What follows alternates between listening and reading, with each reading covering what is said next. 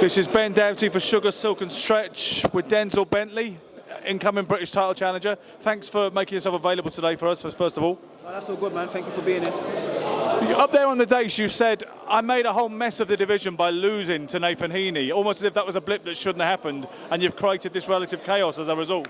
Yeah, 100%. I mean, a lot of people have made some big money and some good opportunities off the back of me losing, and, you know, look, all credit to them for, you know, doing what they need to do, and when they step in the ring, I wish them all the best, but just not against me. So I just need to make sure, you know, I don't make that same mistake again, because having my name on your record is clearly a big thing for a lot of people.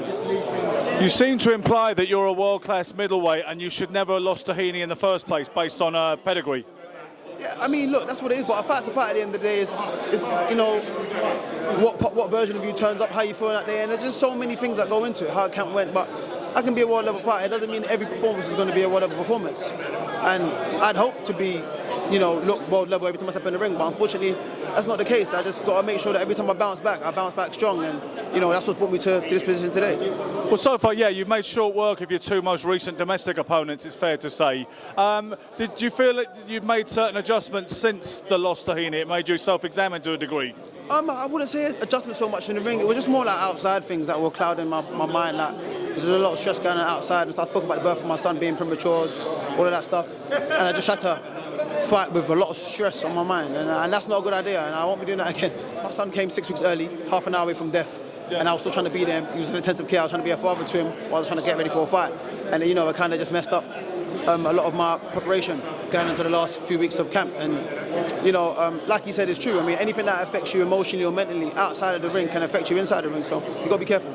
I feel you on that, because my first son was born 6 premature, so he was born, well, 26 weeks, so 14 weeks premature, and he didn't come out of that neonatal unit for 6 months. And I know the kind of taxation it is emotionally. But, you know, I've almost lost my thread because we started talking about the emotional side of having premature babies, but to recover it, Frank mentioned up on the day, sir, how you were very unlucky not to be a world champion already.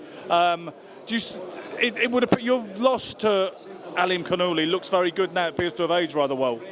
Yeah, I mean, it does. I mean, look, since he's been champion, he's knocked everyone out apart from me. I'm the one that pushed him, you know, to the furthest, and I was probably the one in that ring with the least experience.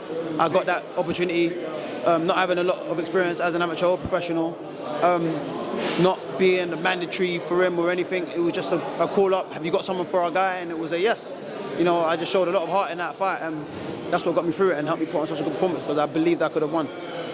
I have seen at least one online source this week claim that Hamza Shiraz will be fighting Alim Kanuli on February 22nd. Do you know anything about that? It's not confirmed. No, I don't think that's the case. He will be fighting for a world title, but I don't think it'll be Alim Kanuli. I don't think many people are in a rush to fight him. In any case, closing, Brad Pauls has said he's made no bones about the fact that he regards you as his toughest opponent to date.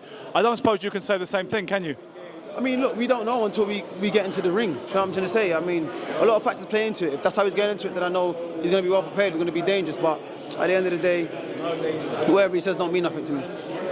Regardless how it turns out, Denzel Bentley, best of luck. Thanks for making time for Sugar, Silk and Stretch. Let's do business on the night. Thank you.